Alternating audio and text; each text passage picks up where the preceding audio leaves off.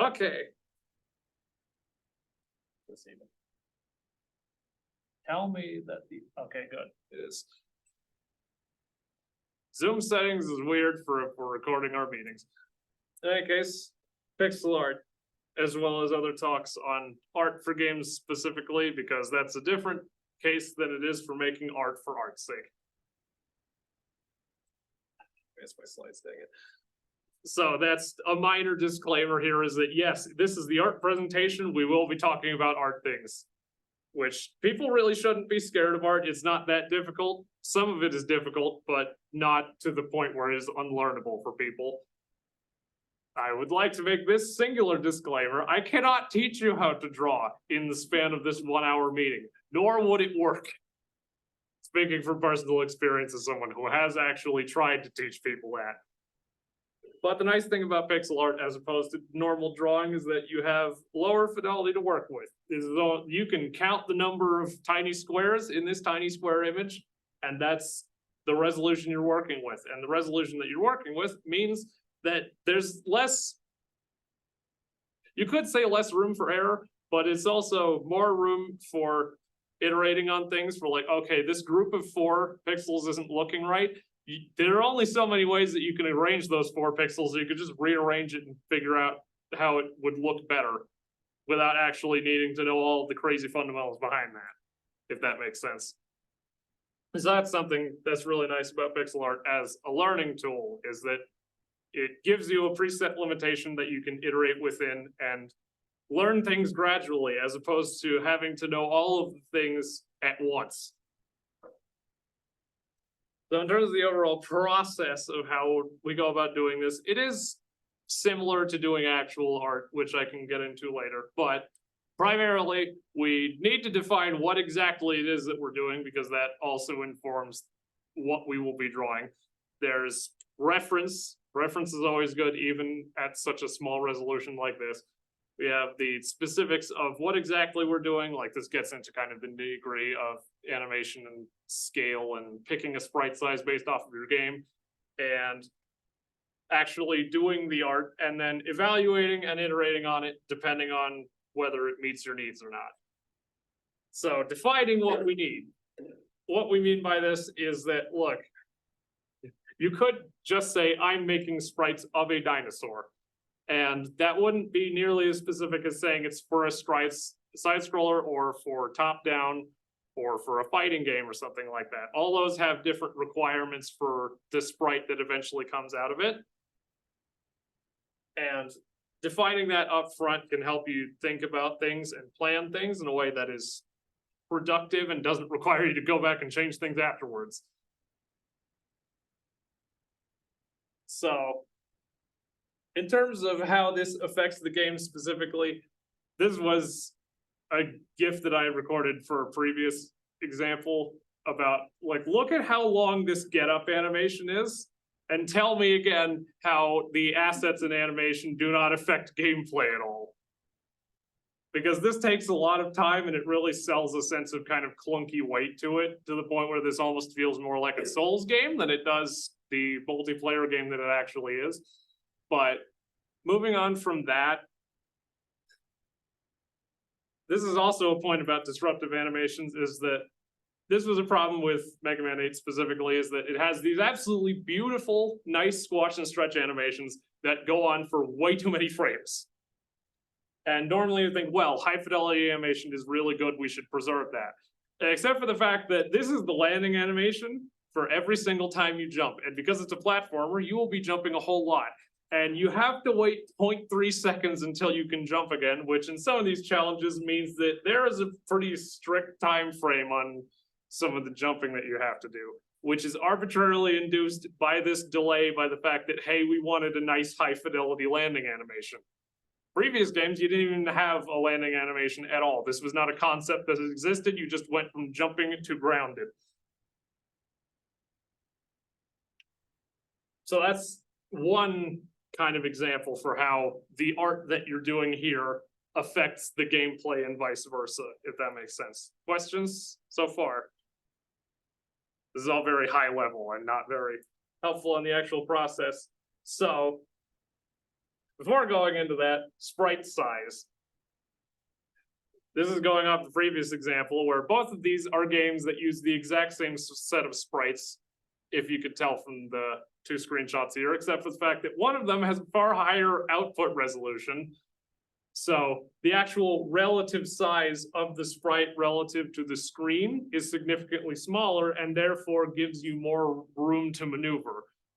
This wasn't a problem on the original game, but in the GBA port of the one that uses the same sprites, this actually got to be a bit of a screen crunch problem, simply because things were larger relative to the screen, so you had less room to maneuver, therefore higher difficulty artificially from using the exact same assets. Reference. I have more of this later on in the presentation after the demo, but reference is nice for giving you an idea of what you're drawing and why you're drawing. That's a very abstract and not so useful explanation. So I might as well just show you what I mean by this, which is you can never have too much art reference. If you notice, all of these folders are art reference folders that I have. And actually on the slide here, I have a calculation for exactly how much memory that takes up on the computer. This is a lot of art reference. And I'm fairly certain there are people who have more than me, but this is just like images that give you an idea of what you're doing. And these are kind of themed around, like this one's all for mechanical design. So there's a whole lot of robots, a lot of them. And this is all just images to reference for if you need little bits and pieces to stick together into a final design that you're making for an original design, as opposed to just trying to replicate or iterate on something just entirely out of your memory, because your memory is not nearly as powerful as you think it is. So it's helpful to have reference images for things like that. And again, I'll talk about that more later after the demo, but that's just a general overview of why art reference is important. So the reference that I'm using for this particular example in the demo is I did some initial sketches of this character, which, full disclosure, spent about half an hour drawing these and then spent about 45 minutes drawing, just looking at this frame specifically because it's beautiful and I love it. I love this dinosaur and I want to put it in a game. So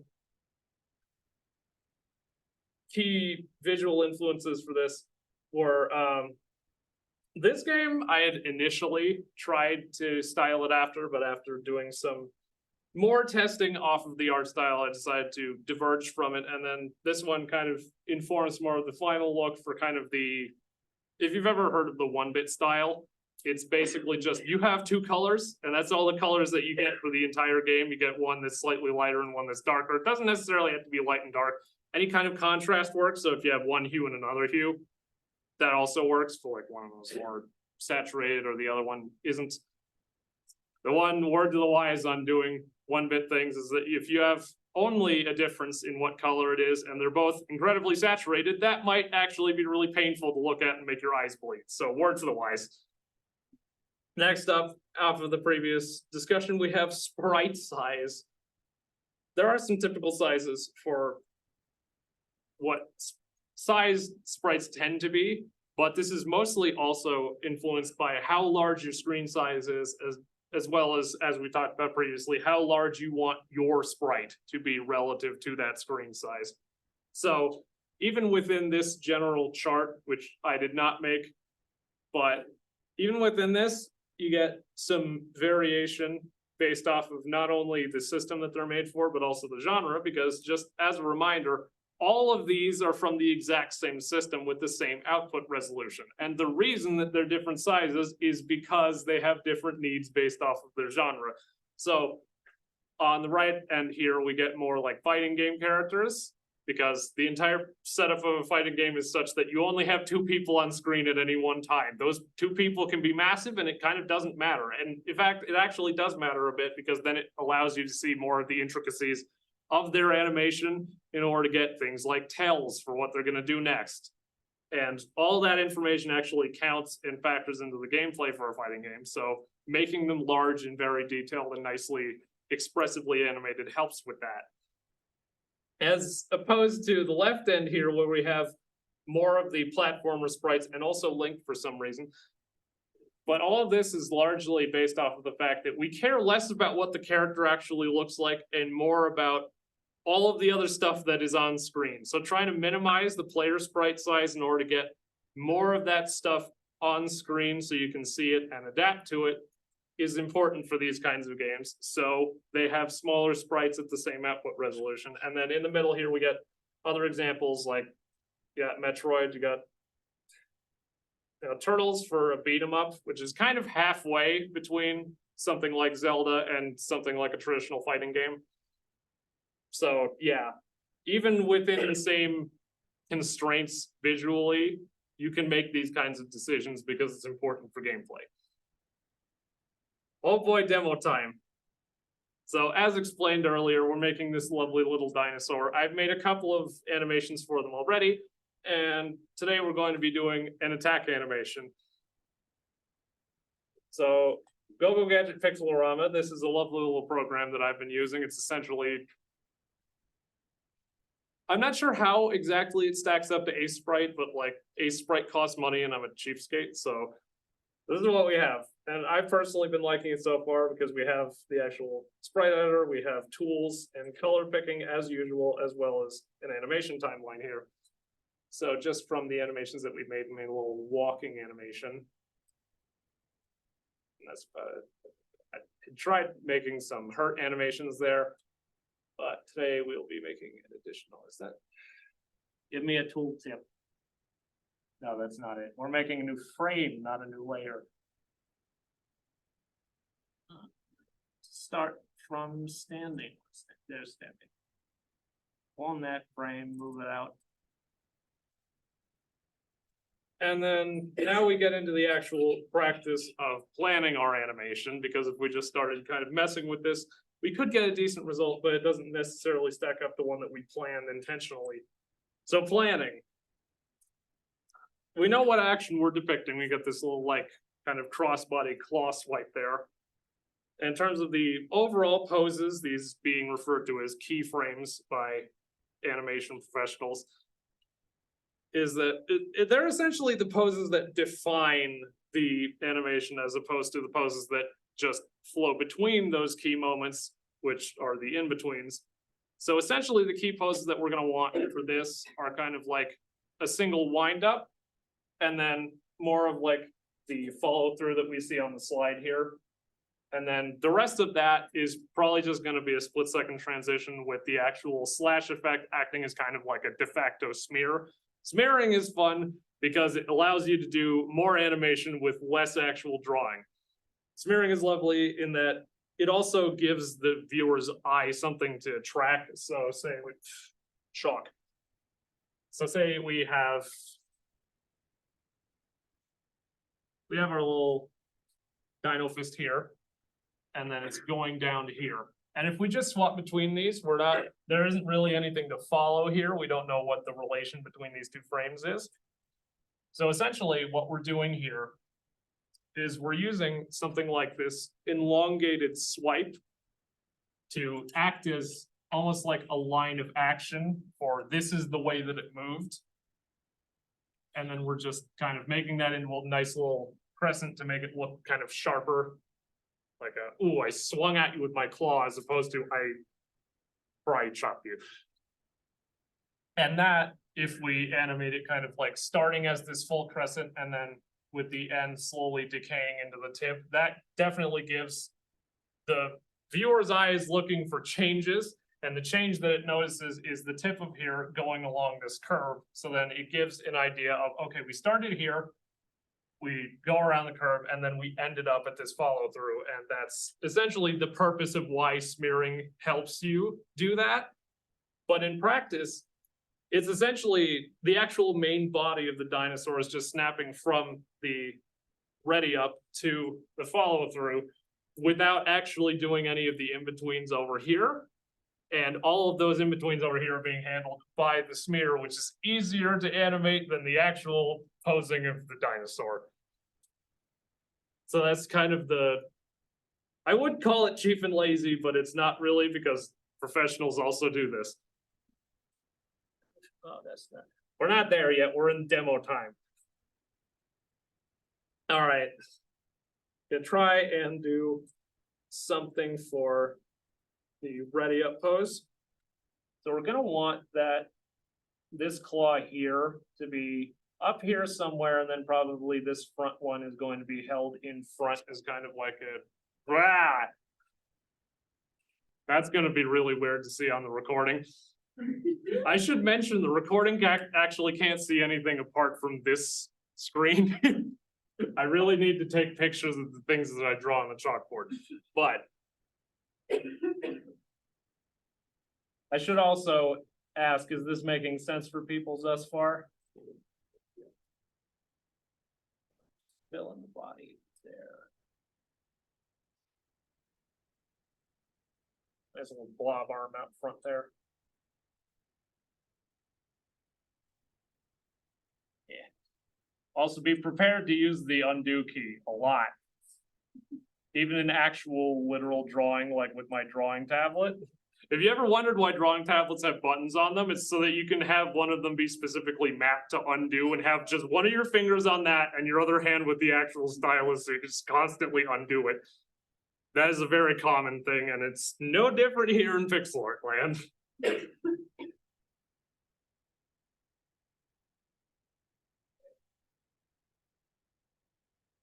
I think of ways to make this more interactive besides just watching someone do it, because that might not necessarily be the most useful thing in the world. Ideas? What would be helpful? You could have people like a software do it beforehand to follow along. Right, I should have told people about this beforehand. Yeah, I mean, I'm following just fine right now. Put that out.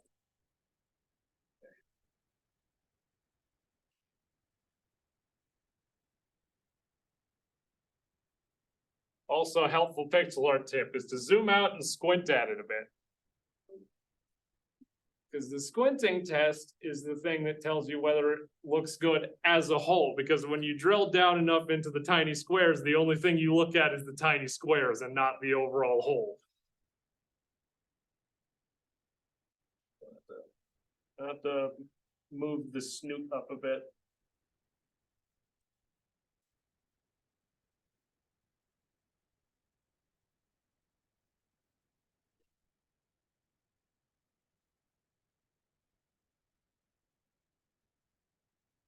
Posture adjustment. Really want to tilt the top. Why don't you have additive selection? That is my one gripe with Pixelorama. It does not have additive selections. Well, good for a sprite.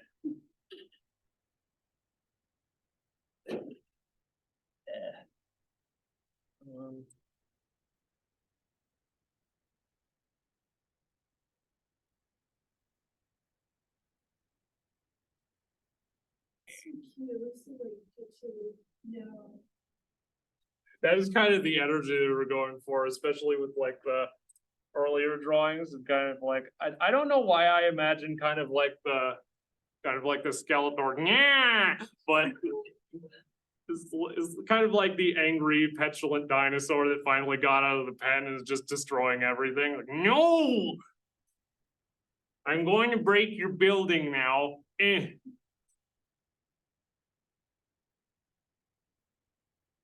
Glad that's coming across. Did you coordinate your shirt today? Yes, I did actually coordinate the shirt today, so it's a little. Just got this one too. It's serendipity.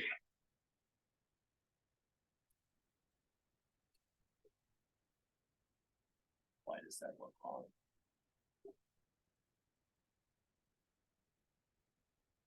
Let's go with that.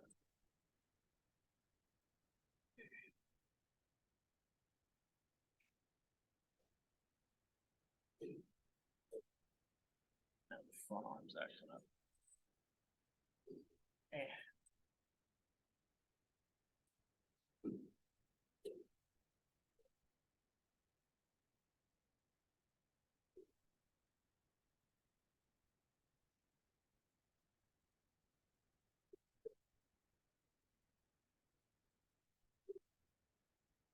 flipping back and forth with frames, it can also give you an idea of how that's gonna flow from like standing into an attack.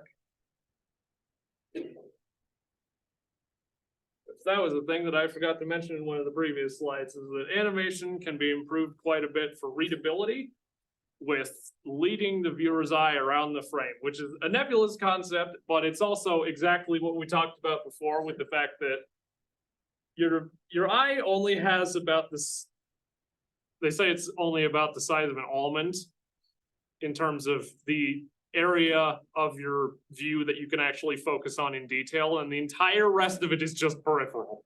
So getting an idea of where that is in terms of where the focal point is on your sprite and then leading that around on the screen between animations can definitely improve readability even when the actual objective setup of what you're doing is really hectic. If you want a really nice reference for people who are basically excellent at doing that, I would heartily recommend anything that was animated by the late great Monty Guy was a legend at doing that.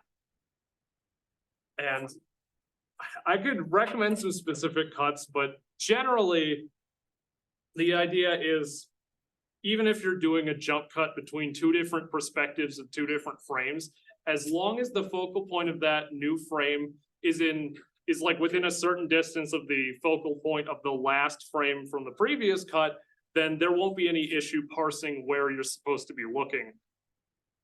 And even like, there's this cut from one of the later seasons of Red vs. Blue where they even did this crazy cut of like, they cut directly from action scene to someone's knife getting directly thrown up into the ceiling. And you follow that all the way up into the ceiling, down the knife, and directly onto someone's fist before they hit someone with it. So it's like immediately leading the viewer around to where they should be looking for maximum comprehension. It's a little bit too deep into animation land, but I wanted to rant about that and have never had an opportunity to do so beforehand. Animation readability. Well, yeah, we can see here just from the main focal points here, we can see are the petulant head expression as well as where the arms are. And even if we don't know where the arms are, we notice a slight change in where the head is facing. And from that, kind of tilting it back, we get to the top one, and then that's going to lead us into the swipe. So that seems like a halfway decent ready up pose, so I'm going to try and go for follow through now. I shouldn't have cloned that one. I should clone, no. I did not clone the other one at all. I just deleted the one that I had spent that much time on. All right, follow through now. This one. Let's see. I also should not have cloned standing for that one. I already have a little frame where the otherwise hidden arm is out in front, so we might as well use actually. This is the process of iteration taking place right before your very eyes. Constantly messing things up very fast. Fail fast, fail often, fail forward. Identifying what works and what doesn't very quickly.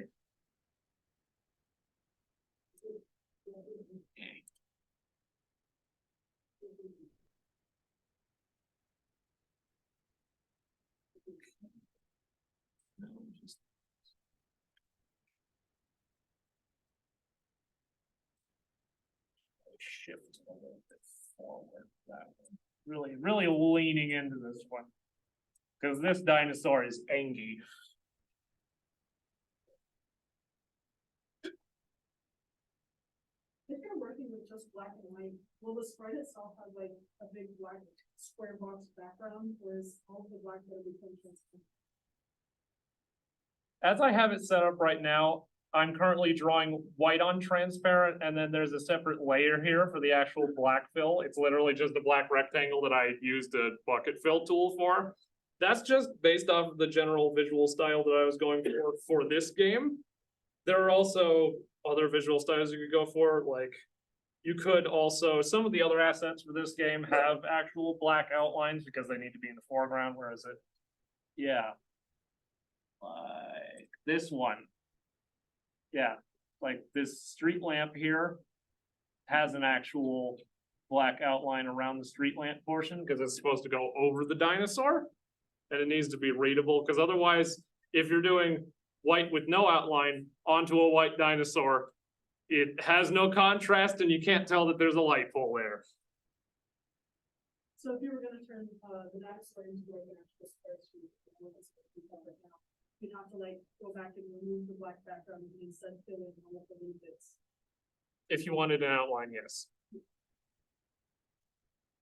Yeah, I just didn't bother because I did not want an outline for these specific sprites.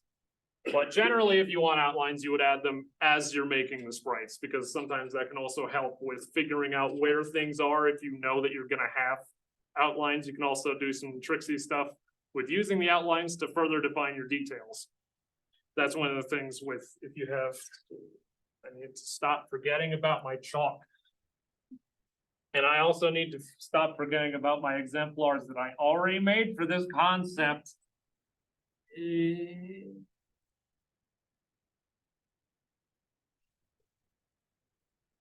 No, I exported it. Where is it? Where are you?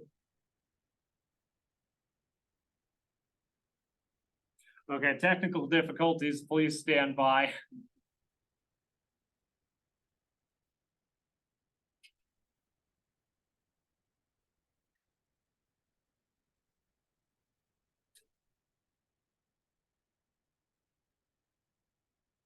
Yes. And this was back when I was doing pixel art in game. I do still do that a bit, but it's kind of the difficult one if you're trying to do animation, because for some reason they had animation be a filter. No, that's not the one. Ah. Why are none of the files named something? Name your files properly, people. This is the public service announcement.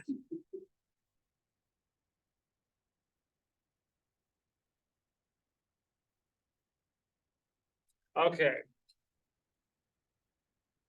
So yeah, it was this part right here where you have the original line work here, and you can notice that this looks a little bit too rounded to be an actual sword here, which is why we can use this black outline here by adding on some extra pixels onto it in these places where you hit the corner. Then it gives a nice little sharpness to that specific point that contrasts the round parts of the other ones.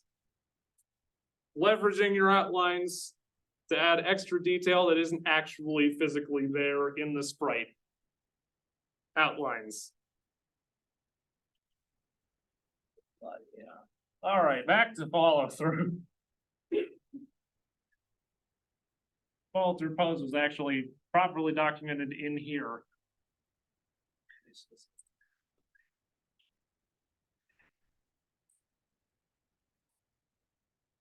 Oh. Drawing on the wrong layer again. Also a bane of basically everyone who does drawing things is doing a whole bunch of work and then realizing it was on the wrong layer. Have you ever wondered why artists and graphic editors have just like 12 million layers in all their files? The reasons is because you don't want to throw away any of your work. And I have a thing later on in the presentation about that, but people are kind of skittish about having to redo the work because you already did the work once. You don't want to do the work thrice. Call it lazy if you must. Some people just call it efficient.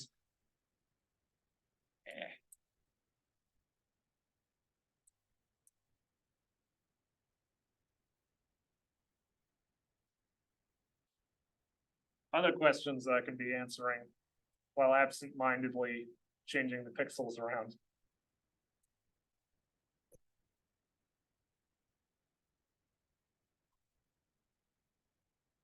Who was the person you mentioned earlier? About animation, it's like a fake grade. Yes, Monty I should probably write that out.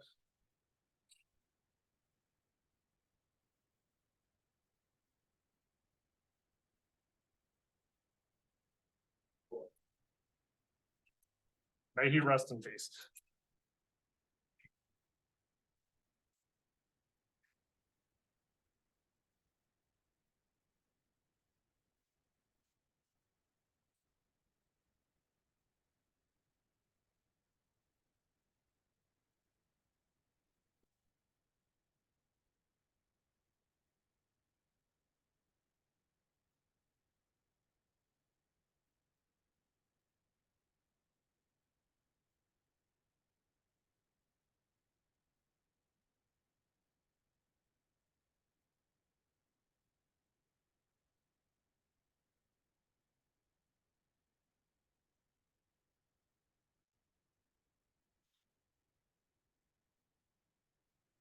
Flip that snoot down.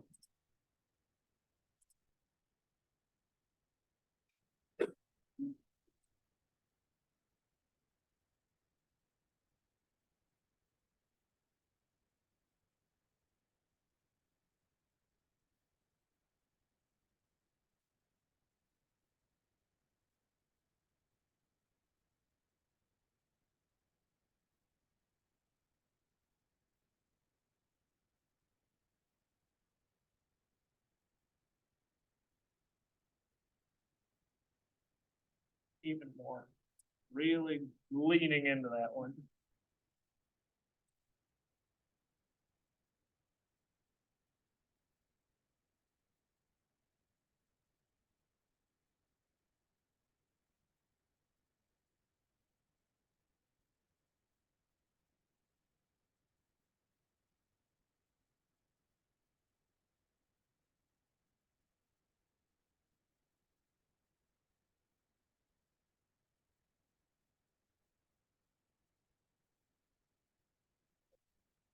That's not good.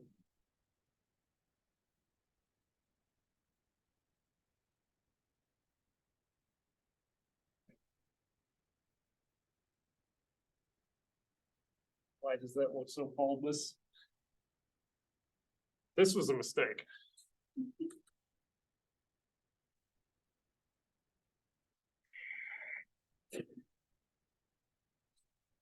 So look here. Ever have that moment where you completely forget how it's supposed to look? That's why you have art reference. In case you forget.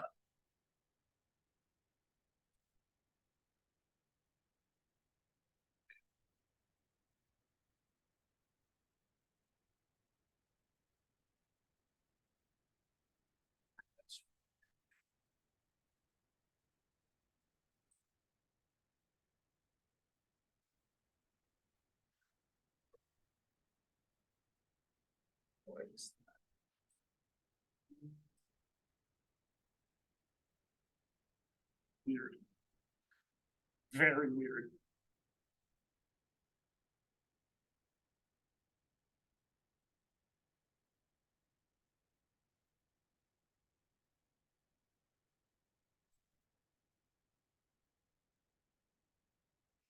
People like to joke about it, but sometimes you do just have the why do piranha plant have bone in it moment.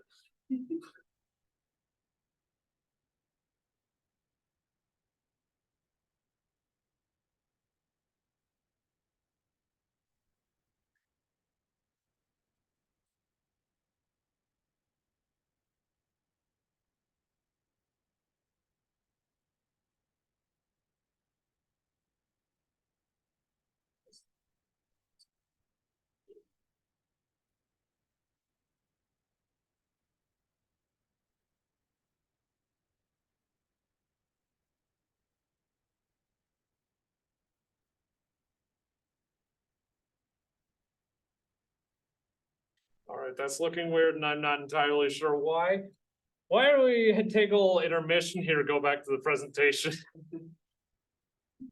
So, techniques and advice for pixel art specifically. I also have some tips and advice for like the art part of it. It gets more into like the mental process that goes behind the actual putting the squares on the screen, because the putting the squares on the screen is not that difficult. You just need a good pointing device.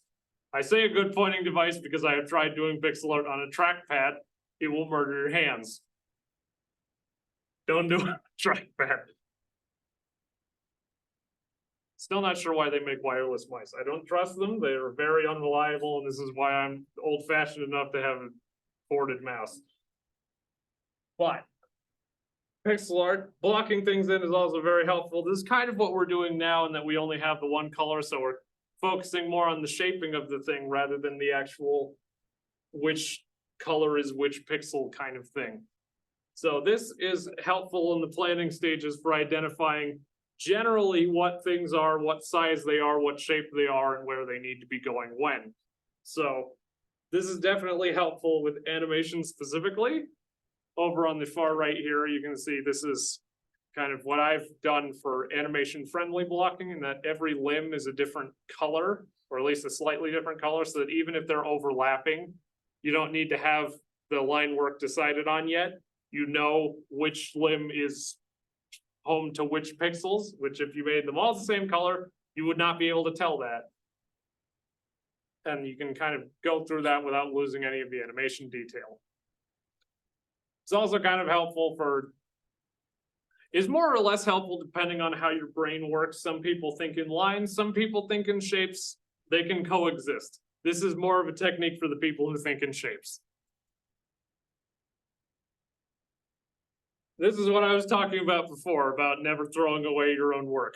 So bits are really nice in that they're essentially a little piece of your sprite that you can copy and paste into different poses in order to save yourself the work of redrawing the same thing from first principles every time. It saves your work and makes it more efficient. And these are kind of an example of places where I've reused my own work a bit.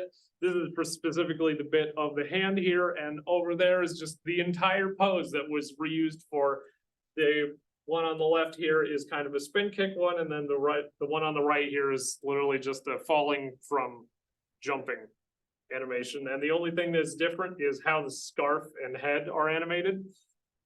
So working smarter, not harder. And just to give an idea of sometimes how this can snowball, the entire left half of this image that's left of the red line is all unused poses / in progress / these are bits. All of this is work that I've decided to save for later because I don't want to have to do the work of redrawing it and refiguring it out. So some of these, like you can see in the middle section here as well as over here, these are actually the raw bits for like, these are different versions of legs and such. You got hands here. This hand specifically, you can see was used in one of the final versions over here. And some of these are just like, this was an actual full, no, don't advance the slides when I accidentally click Google Slides. Do as I say, not as I do. But this was an actual full animation that just got scrapped because it was too long.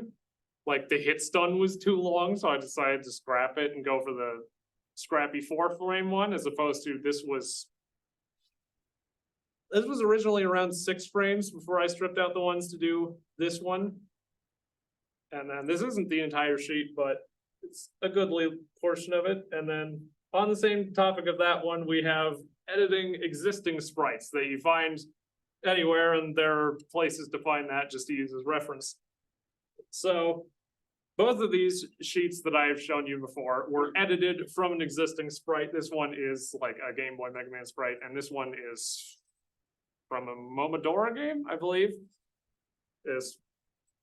Gotta love obscure franchises.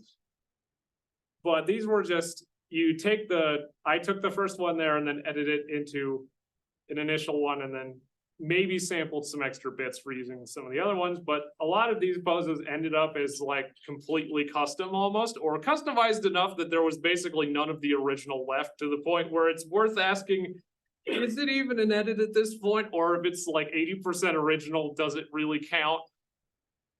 Which is more a matter of if people can identify what thing you edited. And if they can't, which it's debatable if you could identify for this one on the right here, because it's basically just this only informed the actual first initial standing pose here that got modified into the actual standing pose, which got modified into every other animation. So that one really did only have the connection at the starting point and then nothing else.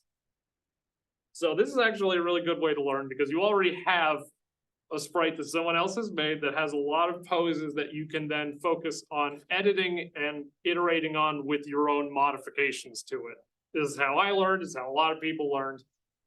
And I personally think it's still a good technique. Just watch out for using things wholesale and like getting sued for copyright. I hold no liability in this.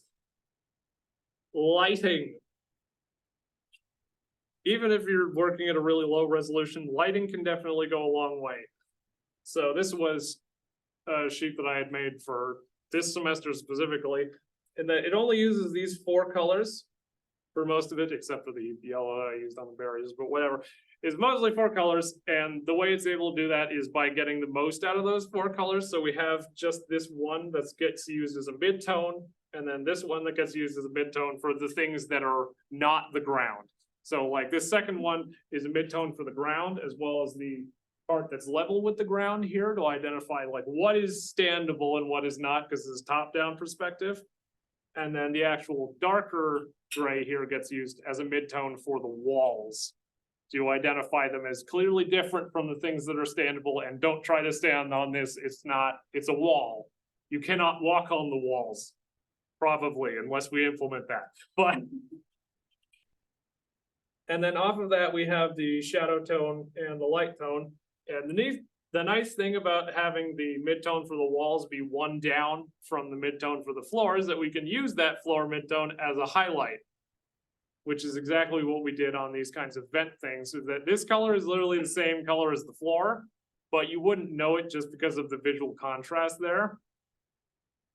And just going from like, this is what it would look out for, all right, we have our column and our walls with some bolts in it, and that looks fine. But if we add on some lighting, like this specifically for an edge highlight with the light tone, really gives a sense of 3-dimensionality, because if you haven't stared at 3D renders long enough, you might not know that it may look generically lighter on the top here and generically darker on the top, on the side here. But if you actually look at this little chamfered bit, it's lighter than either of them, because it's comparatively, these are kind of facing more away from the eye, and this one has a chance of kind of rotating more towards your eye. So it's going to have that nice highlight that catches the light.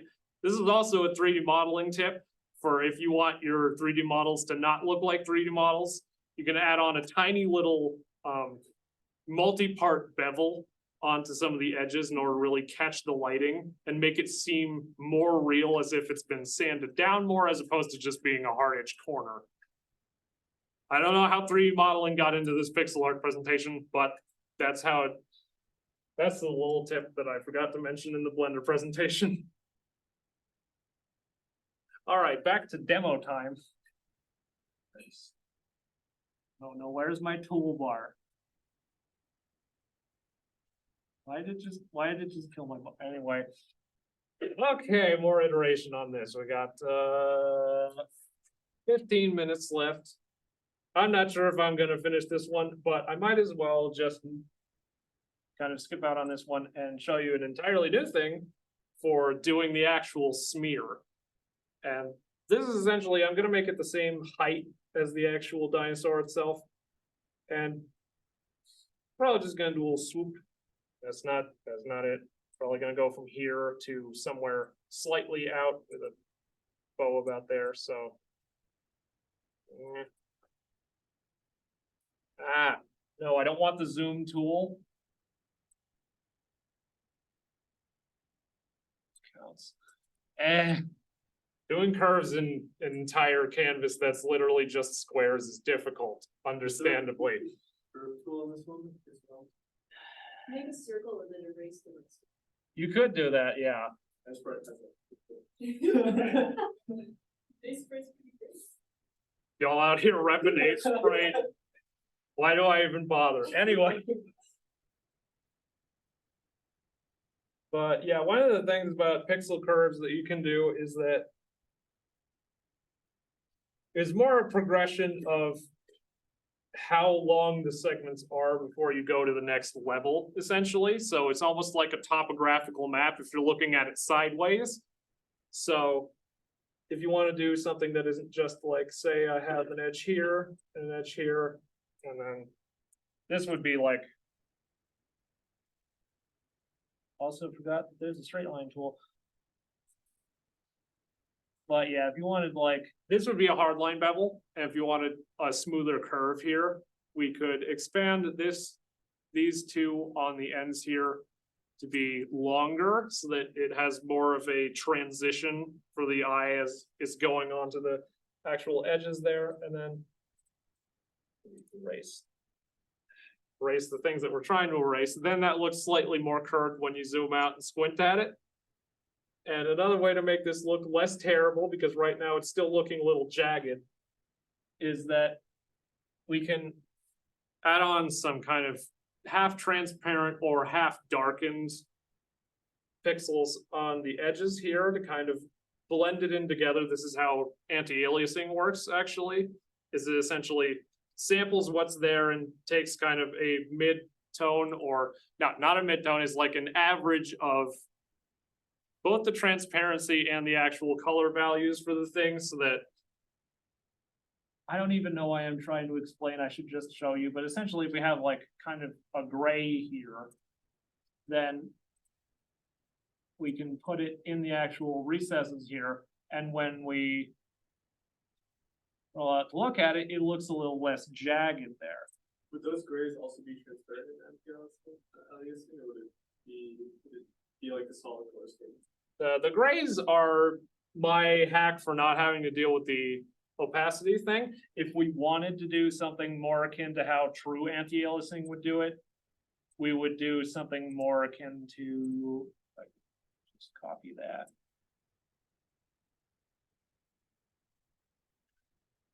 Erase these.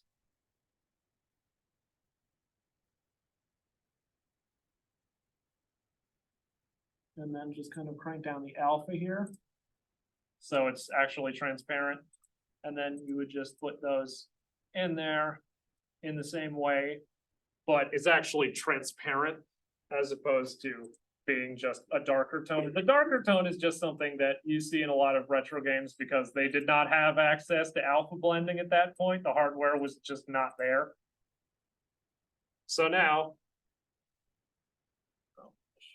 I went a little bit overboard, but yeah, that looks a little smoother now as well, right? So yeah, that's the way that you can kind of blend things in order to make them look less jagged if you're trying to make curved shapes, which is most shapes that aren't a complete square.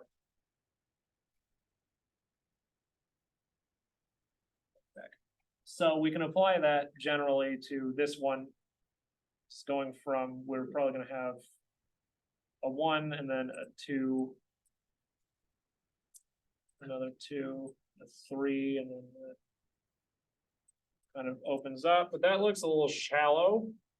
So we want to have a bit more heft around the actual part of it that's on the swinging end as opposed to on the receding end. Just to give an idea of, it's kind of lopsided, so it's gonna draw your eye more down that way, even if the actual animation of it doesn't. So probably gonna extend that to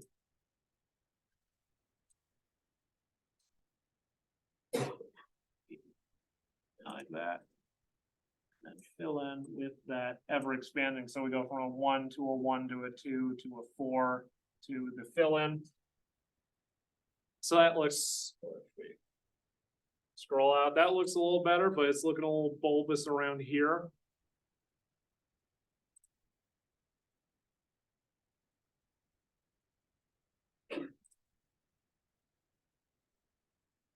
Nice thing about the ends here is you can also just like cheat out and not actually have it connected, but it's still readable because the human eye doesn't really care about that. This is also how you get kind of the disconnected pixels on a lot of more commercial grade pixel art.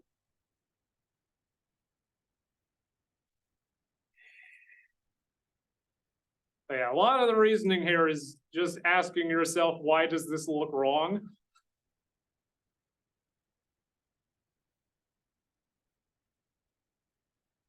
That looks decent enough for right now.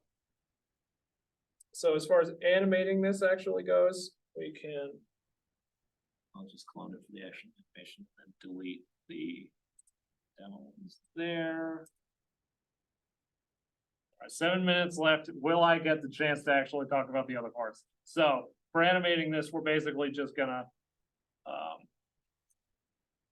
take some, and then essentially going to fill in a different version of this with the tip that's down more. So say the tip is around here-ish now, as opposed to being up there-ish in the previous frame.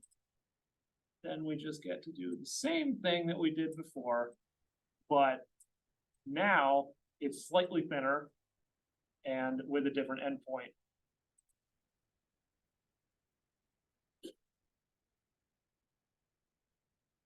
Yeah, that's gonna look bulbous because we go from a 2 to a 4 to a 3 here, so.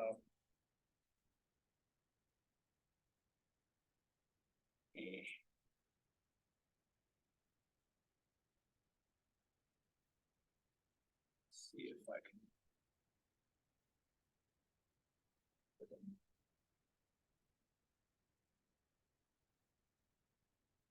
And then this could probably go to an empty, but that's the general MO that you would go through for that one, if that makes sense. Questions right now, before we go back into presentation land for the final section?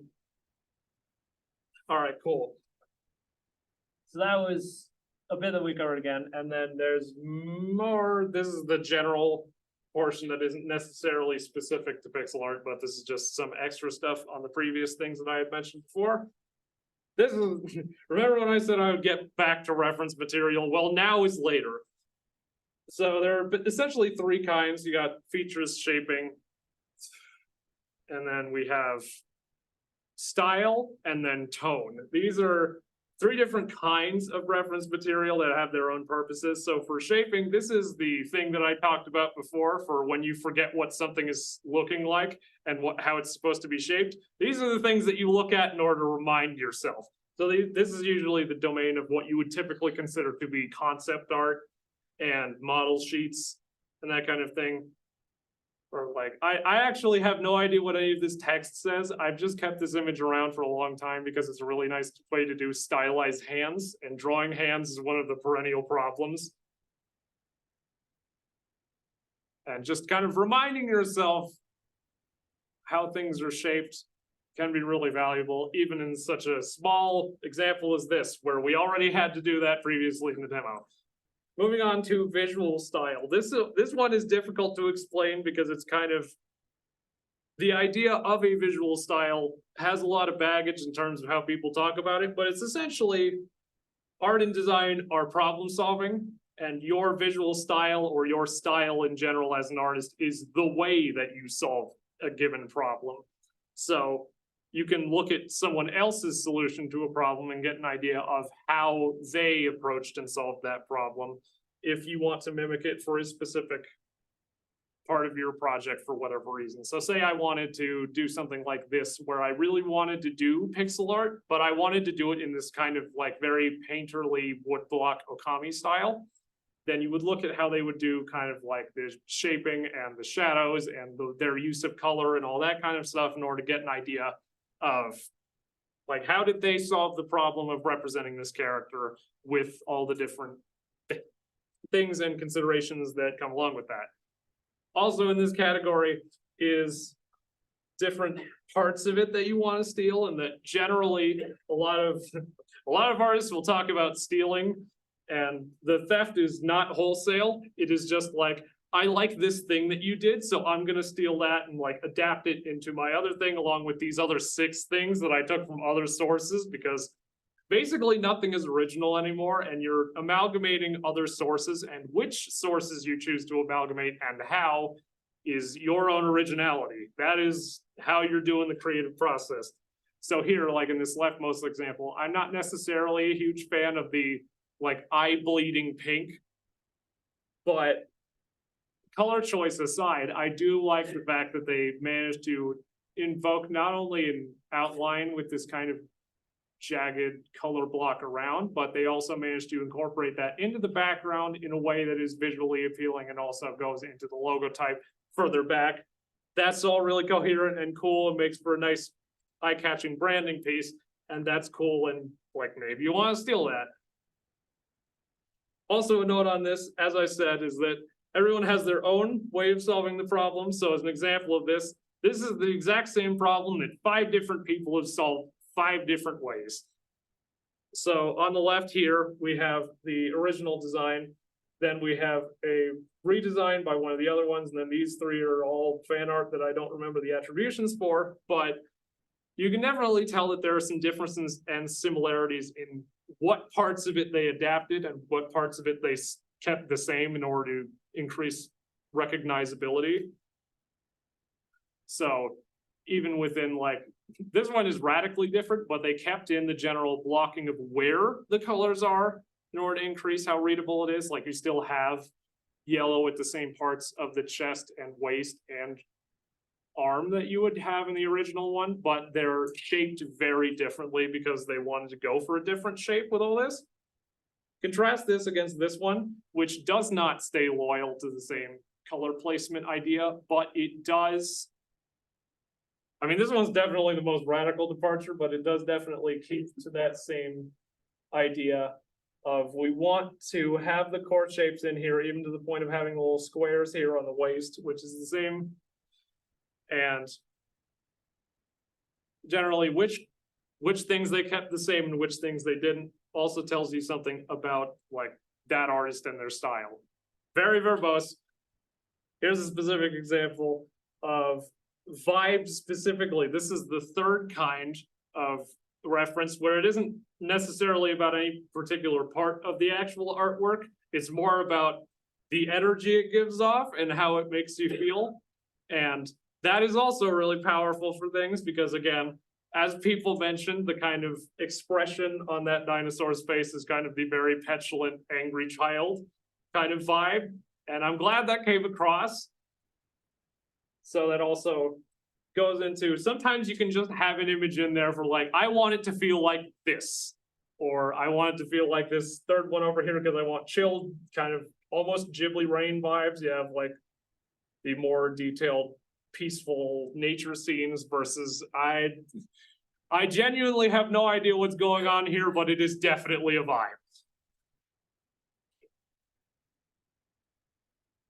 All right, color picking. This was a large part of the previous presentation that I had given on pixel art, and it is a big one now because color picking is also a big part of just art in general, is that we see a lot of color. Not everyone sees a lot of color, but a lot of people see a lot of color, and ways to pick it are not necessarily the best on computers because for some reason computers decided to use RGB for everything.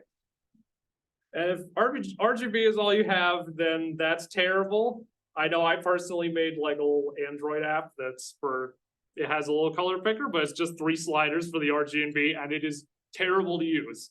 The reason for that is that that's not really how we as humans and as artists understand color. So these 3 are definitely far more useful for that. We have hue, saturation, value. Value is just like the pretentious art term for how light or dark something is. I don't know why they call it that, but they call it that.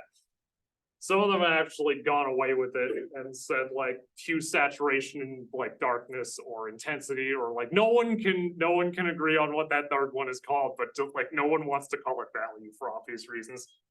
So hue, we have the base color. This is picked from the rainbow. You know which part of the rainbow you want to sample from, right? This makes more sense than just tweeting RGB. And then saturation, this is how muted or vibrant something is what I have written on the slide, but essentially, like if you just default everything to max saturation and then change the hue, you essentially go from like deep error screen blue to fire engine red. And you aren't really able to get any of the less saturated mid-tones for something like, basically any of the tones in this room really is kind of drab, but that gives you an idea of you would not be able to get this kind of off-white beige color just by picking white in the actual thing there, because that would default you to like the whitest white that has ever whited, the color of Wisconsin. And then you have value for actually going down into the shadow tones and darker, and how these 3 play together isn't necessarily obvious. But essentially, the way that these interact is that saturation and value can be inversely related if you want everything to feel kind of rich. So generally, if you're decreasing your value and making it a darker color, you might want to up the saturation just so you can see more of that original color in it. Otherwise, it kind of looks like the washed out, why is your screen brightness so low I can't see anything?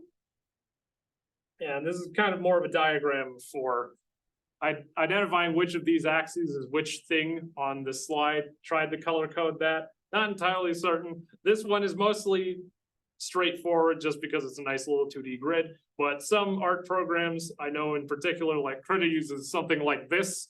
What is this? The answer is that it's a triangle where the point is the actual hue value on this rainbow circle, and then the actual value goes across here in saturation like so. It's not necessarily as readable. And I could have some extra thoughts on this as a user interface designer, but that's not really why we're here. We're here to talk about the act of color picking and picking the colors for you. So even within these 5 examples that we had previously, they use a different blue for each one. And the different blue that they use is informed by what look that they're going for. So here we've got the kind of very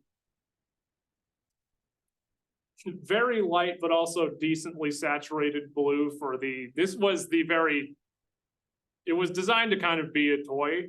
And you can definitely tell that from the bright primary colors that it has flashing in your face. This one was developed after the franchise started taking itself more seriously. So you can definitely tell that like the yellows in particular are more washed out and desaturated. They're darker. The actual blue here is physically darker, having a lower value, but also having approximately the same saturation, which gives it this kind of dulled out look, as opposed to something like this on the far right, which is almost it is more saturated than any of them, and you can definitely tell that this is the very brighter cobalt, like Windows death screen blue, I would call it. Also a note on color names. For some reason, all these like paint manufacturers keep coming up with different names that mean absolutely nothing. Does anyone know what the color chartreuse is? No, no one knows what color that is. You should not rely on terms that no one understands. So generally, when you're describing terms in terms of these, this gives a nice little framework because you can say, okay, it would be off base color towards another base color with like how much saturation and also how darkened it is or whatever. And that's not a good explanation, but generally like say we had like this blue as the base color and we're trying to describe what blue this is. Well, we can say, well, this one is actually slightly desaturated and lighter as opposed to this one. So it gives you an idea of not only what the color would look like on an intuitive level, but also an idea of how you would make that color if you needed to. Other interesting thing to note is that it's probably not noticeable just from this display, but the actual blue here in the middle isn't actually the same hue value. It's slightly shifted towards green, which gives it more of, it doesn't hit you in the face nearly as hard as these two do. So that's also an aspect with hue shifting. In that hue shifting is a whole subject unto itself, and we're 7 minutes over meeting time, so I'm not sure if people want to stick around for that. But if you would have me, hue shifting is a thing that comes from traditional painting, and it's also very useful for pixel art because it's essentially the act of adjusting the actual hue value of your color based off of how light or dark it is. Where typically the way that this was done is that if you're just mixing like paints, you would add more black to something to make it darker. But if you're doing that on an actual computer, that actually causes aberrations in it and it doesn't look right.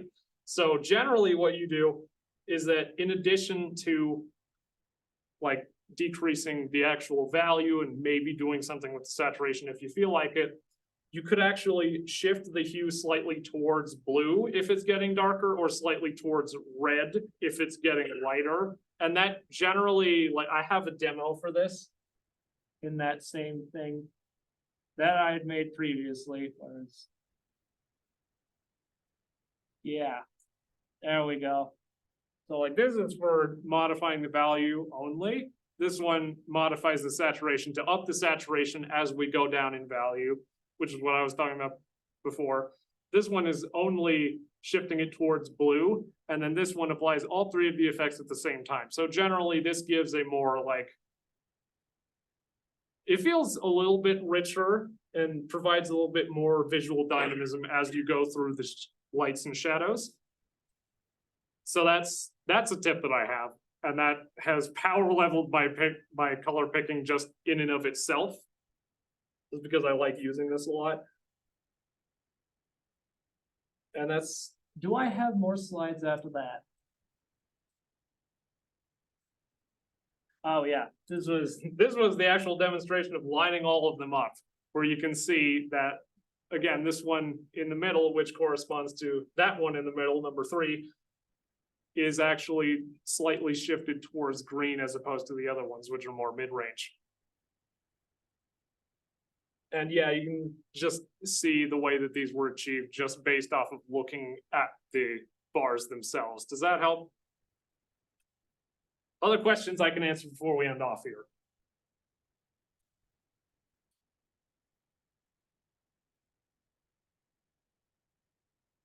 All right, there are no questions. We are about 10 minutes over. Thank you all for coming.